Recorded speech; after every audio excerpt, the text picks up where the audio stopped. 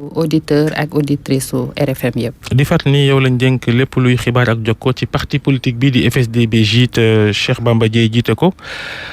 doon nga itam secrétaire élu ci mairie bu Ndakaaru. ñu waxtaanee procès Khalifa Sall bi ak caisse d'avance ba loo ca xam ak àtte bi ni mu tëroo waaye njëkk dañuy waxtaanee ndax daan la gis tam bokkoo ci ñoom sax waaye soxna yi nekk ci Khalifa Sall luñ daan yëngu dañ la ci daan gis te kanam mooy jamono yi ngeen di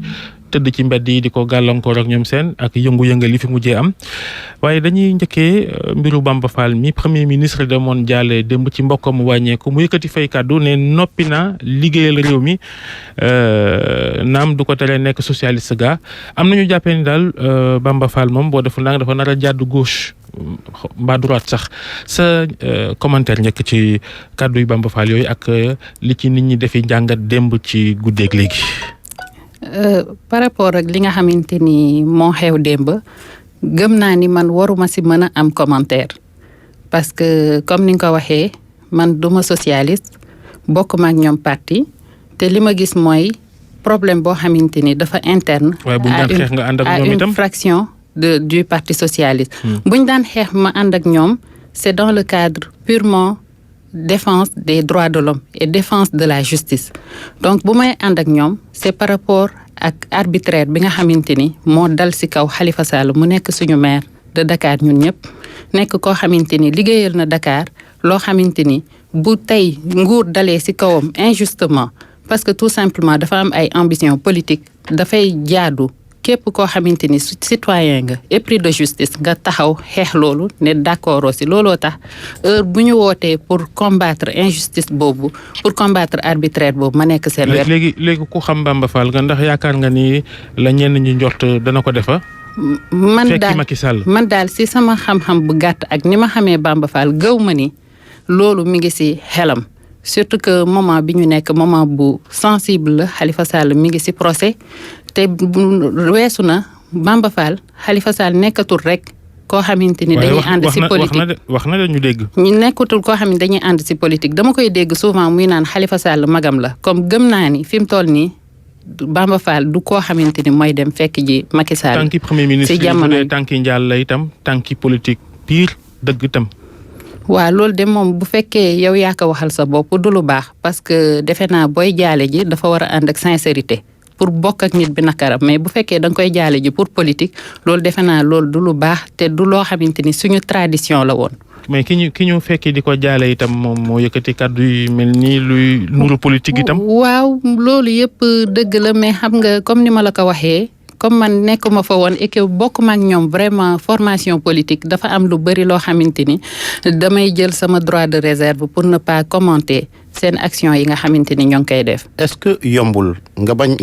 nga circonscrire sa réaction ci mbirum injustice arbitraire di naan bokkuma ak ñoom ci langue politique injustice ak arbitraire moo taxoon ngeen di ànd di xeex te yéen itam yéen a àndoon man koo taxaw Sénégal te loolu politique waaw man koo taxaw Sénégal ça n'a rien à voir ak li nga xamante ni Babacar laaj na ko sànq Babacar li mu laaj sànq mooy. position Bamba Fall bi nga xamante ne mu ngi bokk ci man koo taxaw Sénégal ne noppi naa liggéey. lu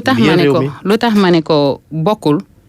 Babacar li mu laajte sànq mooy daf ma gis sama taxawaay ci xeex bi nga xamante ni jigéen ñi buñ ko daan xeex ñi ànd ak Khalifa Sall pour libération Khalifa Sall dama fay taxaw ma ne ko loolu xeex injustice ak xeex arbitraire rek moo tax ma di ko def. mais du bokk ak ñoom wala du ànd ak ñoom moo tax lépp loo xamante ni ñoom ñu ngi koy def ci seen formation politique man vraiment du ma ci mën commentaire parce que xaw ma lu tax ñu di ko def. xaw ma fuñ ko waxtaanee fekkew ma ko moo tax ma ne leen bàyyi leen ma rek ma bañ a commentaire ci li nga xamante ni la Bamba Fall wax. mais man ko taxaw Sénégal yéen a ci ànd.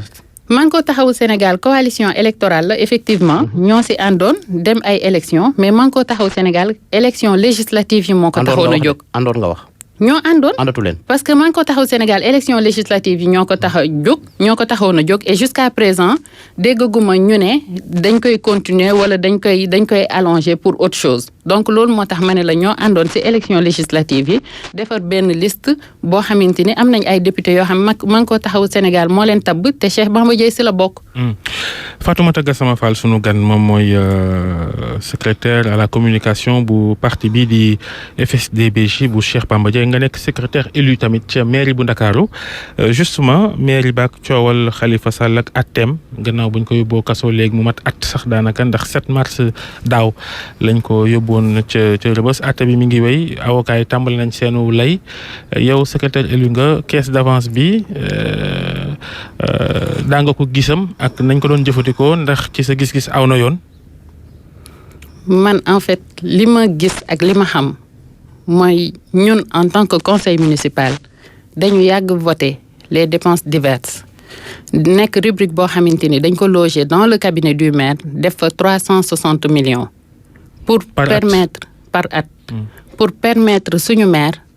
mu am jumtukaay yoo xamante ni bu urgence amee. lan ngay wax ni mu war a dépense taxaw diverse ci budget mairie bi wala caisse d'avance bi ngay wax. ci budget mairie bi mais dépense diverse bi loolu mooy mécanisme bi ñu créé def ko caisse d'avance pour dépense diverse bi mën a génn. 360 millions caisse d'avance tamit ca wet ga. déedéet ça n'a rien à voir dépense diverse bi mooy caisse d'avance bi su ma la mënee expliquer 360 millions yi par at mooy 30 millions par mois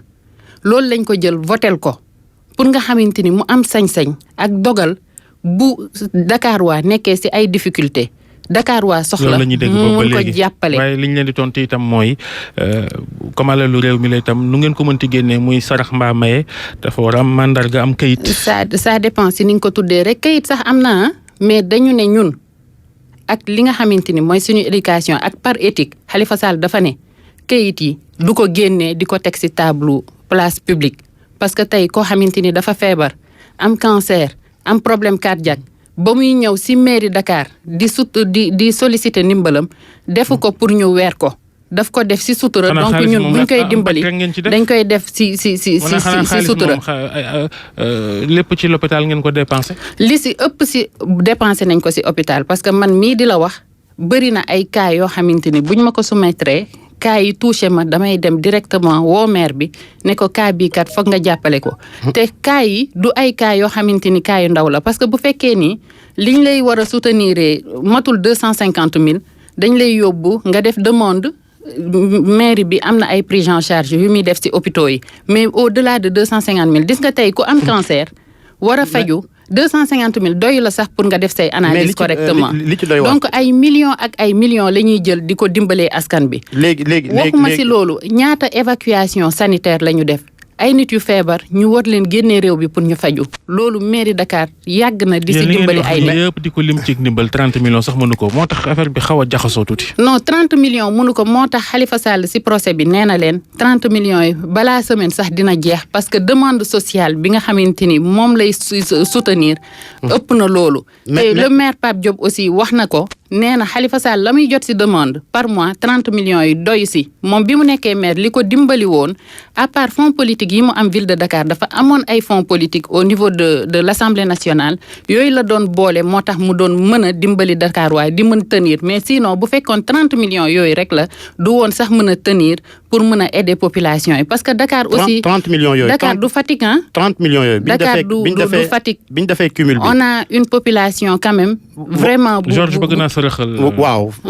mu may ma ci 30 millions yooyu bi ñu defee cumul bi par rapport à dir gi yëpp moom mooy 1 milliard 830 millions de francs CFA loolee sax le agent judiciaire de l'État wax démb waaye yow nee nga ni li ci ëpp mooy li nga xamante ne da ngeen ko doon jàppale nit ñi ci warum pàcc waaye liñ nemeeku moom mooy fausse facture yi ci wàllu ceeb beeg dugub bi mooy 1 milliard 800. am leneen la xam nga loolu man comme li may wax rek xam nga man conseillère municipal la li ma xam te def ko mooy voté naa budget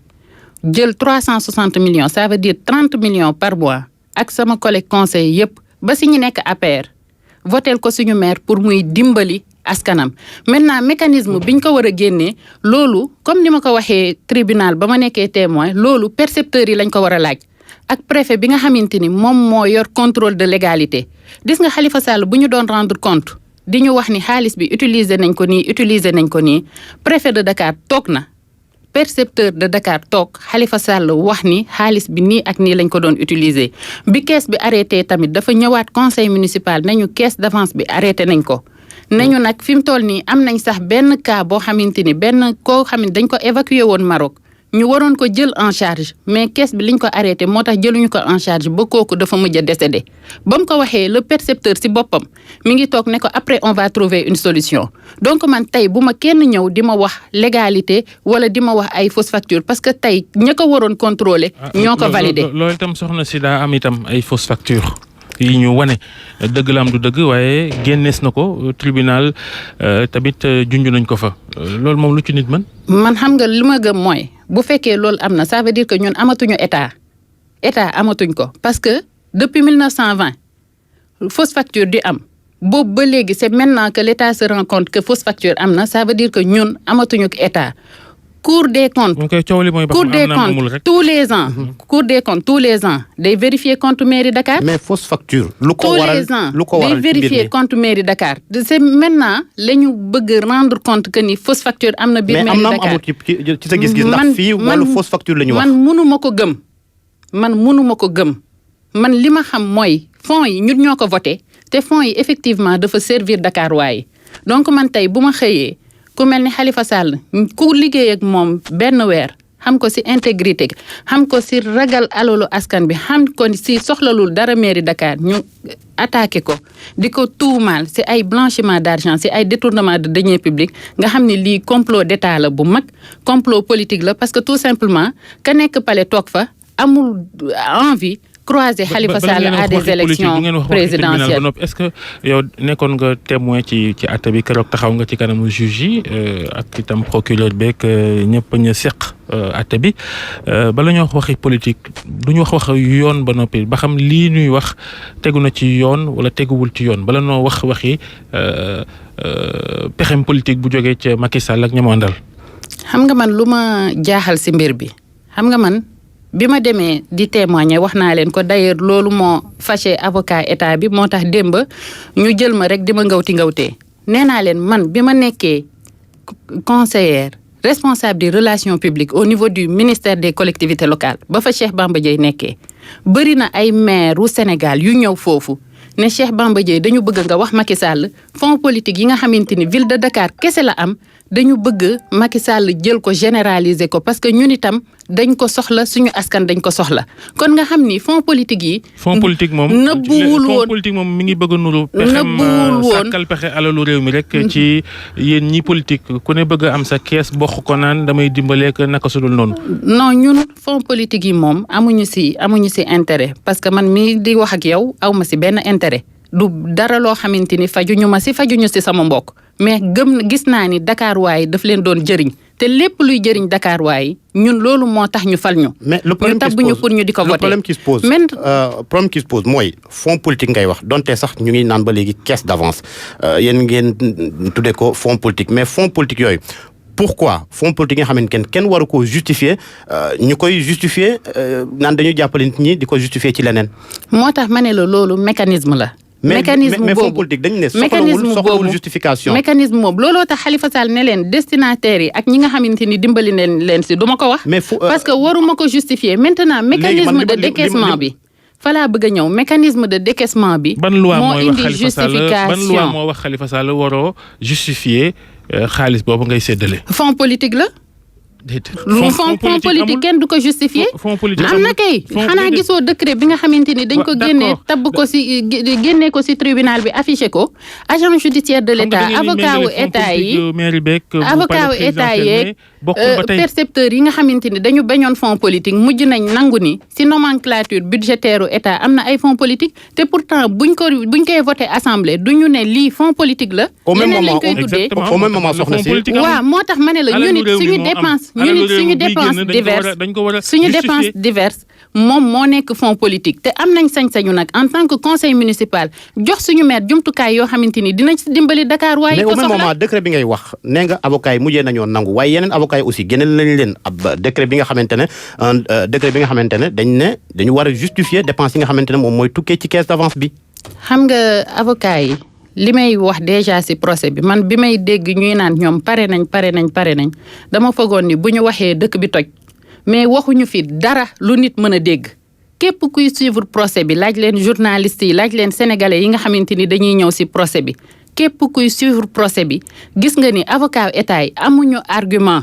gis nga ni lii nii li ko suuxat complot d'état kese la mais le dossier est vide Khalifa Sall amuñu luñ koy reprocher ñoom dem nañ ba d'accord ni Khalifa Sall xaalis bi da ko jël jox ko population yi. population yëpp. mais budget maire bi am na rubrique boo xam ne lu ko tax a jóg mooy justement dimbale nit ñi. mais yow yaa ngi may naan budget maire bi am na loo xamante ni pour dimbali nit yi budget état bi am na loo xamante ni pour dimbali nit la am na ministère de la santé. am na direction de la solidarité nationale te terewul Macky Sall daa am fonds politique am di si dimbali askan bi léegi yow lu tax Macky Sall war ko mën a am ngay naan lii nii du Khalifa Sall waru ko mën a am te capitale Dakar am population yoo xamante ni dañuy def pression ci maire yi parce que maire yi mooy gestion de proximité population yi bala ñuy jot ci Macky Sall ci Khalifa Sall la ñuy jot ba pare loolu moo tax nag maire bi war a am jumtukaay yu mu dimbalee population donc man awma benn problème. ci procès bi nemeeku nañ ni ak loolee yëpp mairie bi yéen da ngeen constitué partie civile tey sax la seen i avocat di def seen i plaidoirie tey si suba mais ñooñu ci seen i wàllu bopp est-ce que amul vice de xaw ma forme lañ ko wax wala vice de procédure ndax municipalité boobu au même moment également yéen tudd ngeen leen ci ay témoins ñi nga xamante ne dañ leen pour ñu comparaître à titre de témoin. waaw bu ñu avocat défense bi woowee nañu wax leen li ngeen xam ci fonds politique yi. ñun en tant que conseil municipal foog ñu dem wax li nga xamante ni dañ ko ci xam. mais noo mën a constituer partie civile noo mën a constituer partie civile bëgg a nekk témoin. liñ ci xam yëpp maa ngi ñëw liñ ci xam yëpp dafa décharger Khalifa Sall amuñu ci biir conseil municipal bi koo xamante ni témoin à charge nga contre Khalifa Sall parce que ñëpp d'accord ci li nga xamante ni Khalifa Sall def na ko ñëpp xam ni Khalifa Sall li muy def nii pour dimbali askan wi la maintenant li may wax percepteur du conseil municipal percepteur agent wu état la il est sous le contrôle de l'état Macky Sall la ko chefé moo tax li ko Macky Sall wax lay def. Fatoumata Gassama Fall bu FSD/BJ nekk conseiller municipal mairie bu Ndakaaru yéen doog jàmm